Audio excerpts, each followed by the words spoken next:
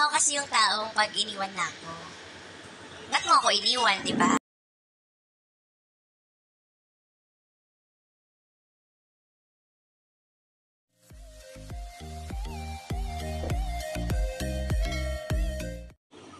Panibagong update, Kim Chu, kanina sa H Showtime. Doon po sa segment kung saan ay tinanong nga siya ni Bong Navarro about doon sa kapag iniwan ka na, babalikan pa ba? So ayun, Kim is no to second chances.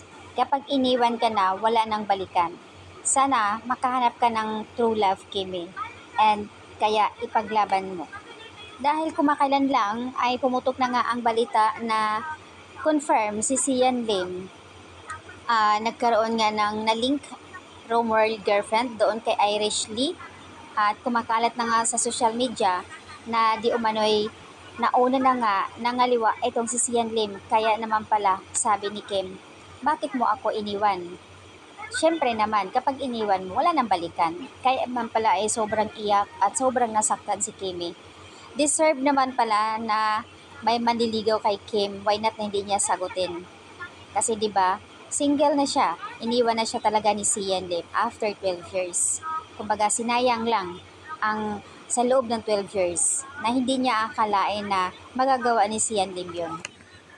Lesson learned, sabi nga nila, hindi maka-move on sis. Hindi ba nila alam na ang sakit noon kay Kimi na binigay niya lahat tapos iniwan tapos ngayon magparamdam ulit na parang multo? Grabe.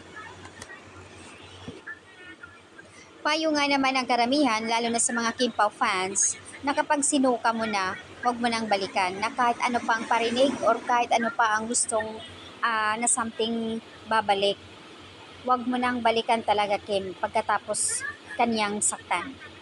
So ayan, ang tanong kasi dito ng karamihan din, bakit kailangan pang uulitin or kailangan pa banggitin uli ni Bong Navarro na parang hindi pa rin makamove on. Dapat itigil na, close issue na kasi as in wala na talaga totally sila.